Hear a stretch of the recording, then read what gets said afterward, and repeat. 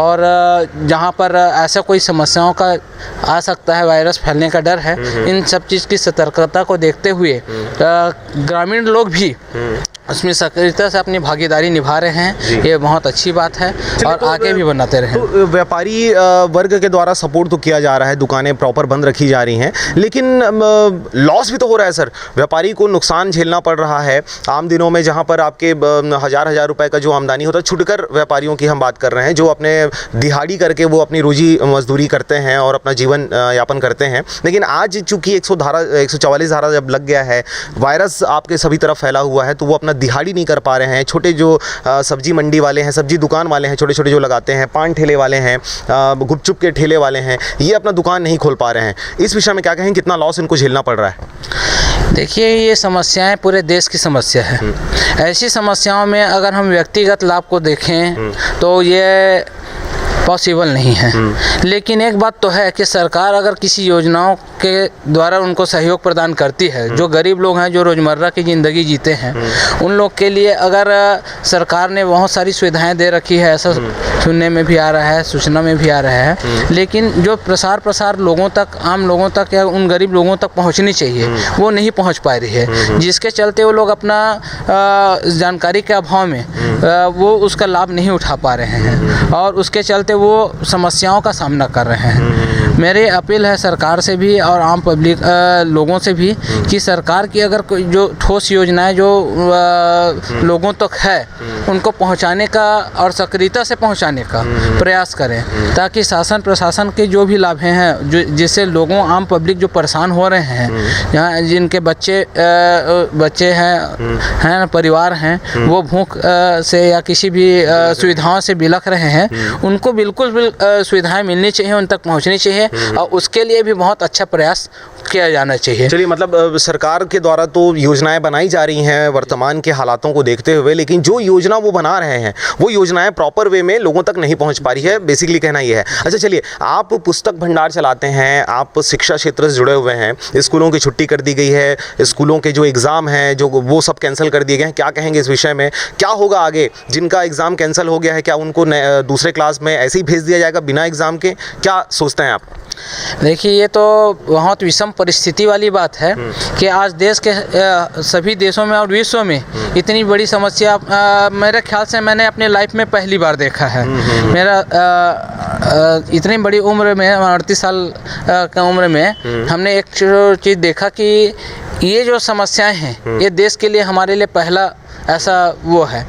तो ऐसी स्थिति में अगर ये जो पढ़ाई की बातें जब अपन देखें या जो, तो ये जो मेन समस्या है उन पर ही ध्यान देना ज़्यादा उचित है ना। अगर हम इस चीज़ के लिए अगर बच्चों को प्रेशराइज करते हैं या पढ़ने लिखने के लिए हम सामान बेचने के लिए आतुर होते हैं, तो ये हमारी नादानी होगी, क्योंकि इसके चलते हम बहुत बड़ी समस्याओं का सामना में पड़ सकते हैं। तो बेहतर है वो बात तो सही है सर। मेरा पूछने का तात्पर्य ये था कि क्या होगा बच्चों के पढ़ाई का? चलिए, बीमारी तो बहुत गंभीर है, हम उससे बचने के लिए हम जो कुछ कर सकते हैं वो कर रहे हैं, लेकिन आगे अगर बीमारी खत्म हो जाती है महीने में, 2 महीने में, 3 महीने में, उसके बाद क्या होगी? क्या बच्चों का एग्जाम उस समय होगा या फिर उनको नए क्लास में सीधा भर्ती दे दिया जाएगा? क्या सोचते हैं आप? एक आम आदमी क्या सोचता है इस विषय में? क्योंकि बहुत सारे लोगों के मन में ये दुविधा है कि क्या एग्जाम बाद में होगा या एग्जाम ही नहीं होगा, सीधा नए क्लास में भर्ती होगी। तो क्या लगता है आपको?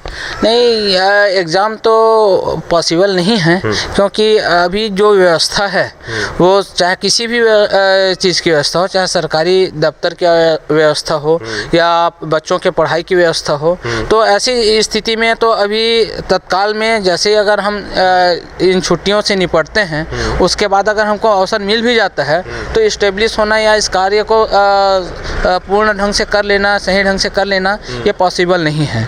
इसलिए सरकार ने बहुत अच्छी नीति, हमारे छत्तीसगढ़ सरकार ने जो नीति निकाली है, ऐसा मैंने सुनने में आया कि जो बोर्ड क्लास नहीं है, 9th क्लास है, 11th हैं, और कॉलेज में जैसे फर्स्ट ईयर प्रीवियस के जो क्लासेस हैं, उन क्लासों को क्या कर रहे हैं, मतलब डायरेक्ट अपडेट करके और उनको अगले जो वर्ष की पढ़ाई है उसके लिए अपडेट करने की तैयारी में है सरकार, ऐसा सुनने में आया है। दूसरी बात यह है कि जो बोर्ड क्लासें हैं जी। उन बोर्ड क्लासों को जो परीक्षा है उनके लिए भी उनको काफ़ी सारी सुविधाओं के साथ लिया जाएगा और थोड़ा समय के पश्चात लिया जाएगा, जिससे बच्चे जो हैं अपने पढ़ाई के लिए इस सत्र सजग रहे, इस टाइप की व्यवस्था करी गई। ये एक सही चीज़ आपसे निकल कर आई है सर कि जो होम एग्ज़ाम है, ऐसे कयास लगाए जा रहे हैं कि होम एग्ज़ाम जो है वो एग्ज़ाम कैंसिल करके उनको अपग्रेड कर दिया जाएगा। अगर 9वीं में पढ़ने वाला कोई छात्र था बिना एग्ज़ाम को, उसको 10वीं में भर्ती कर दिया जाएगा। 11वीं में पढ़ने वाला जो छात्र था वो सीधा 12वीं चले जाएगा। लेकिन 10वीं और 12वीं में जो अध्ययनरत छात्र थे जिनका एग्ज़ाम होना था, बोर्ड एग्ज़ाम होना था, वो एग्ज़ाम को पोस्टपोन फिलहाल कर दिया गया है। जैसे स्थिति परिस्थिति आपके सामान्य होती है तो उनका एग्ज़ाम लिया जाएगा। चलिए एक और ख़ास बात, क्योंकि हम बात कर रहे हैं कोरोना वायरस को लेके, इसके बचाव के लिए बहुत सारे वैज्ञानिक, बहुत सारे वैदराज, अगर हम भारत की बात करें, लगातार लगे हुए हैं इसके दवाई बनाने के लिए। और काफ़ी सारे लोगों ने दावा किया है मीडिया में कि हमने दवाई बना लिया है और उस दवाई का उपयोग करके 4 से 5 लोगों का जीवन उन्होंने सुधार दिया या उनसे उनकी बीमारी ख़त्म कर दी गई है और अब वो स्वस्थ हैं। मुंगेली जिला की अगर बात करें तो गोंडवाना गणतंत्र पार्टी से बिलोंग करते हैं गणेश यादव जी, और चूंकि ये सुदूरांचल क्षेत्र के लोगों से लगातार जुड़े हुए रहते हैं, इसलिए बहुत सारे वैदराज भी इनके संपर्क में हैं। ये स्वयं एक वैदराज भी हैं। इन्होंने एक दवाई बनाया हुआ है कोरोना वायरस से बचने के लिए, जिसके बारे में इन्होंने ये प्रयास कर रहे हैं लगातार कि भाई वो जो ज़रूरतमंद है, जिनको हो गया है ये बीमारी, वहाँ तक उसको पहुँचाया जाए। इस विषय में बात करते हैं। गणेश जी, क्या कहेंगे आपने जो दवाई बनाया है उसके बारे में?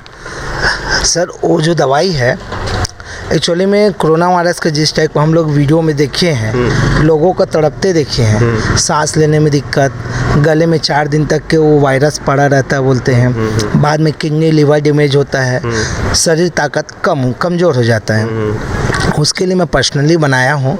सब अब दवा है, जड़ी बूटी है, वो उसको खाने के बाद डेफिनेटली मेरे ख्याल से भाई अभी तक किसी के ऊपर आजमाया नहीं है, लेकिन इस टाइप के जो मरीज हुए हैं, मलेरिया, टाइफाइड या और भी कई टाइप के सीरियस रहते हैं, बुखार से पीड़ित रहते हैं, मस्तिष्क बुखार वाले को हम लोग जो दवा दिए हैं, राहत 100% राहत मिल गया है। चलिए, राहत मिल रहा है, आप बता रहे हैं। अच्छा, इस दवाई को ज़रूरतमंदों तक पहुँचाने के लिए आपके द्वारा क्या कुछ प्रयास किया जा रहा है? कहाँ कहाँ पर आप आवेदन कर रहे हैं, लोगों से रिक्वेस्ट कर रहे हैं कि भाई इस दवाई को आप यूज़ करके देखें? क्या कोशिश आपके द्वारा की गई है अब तक?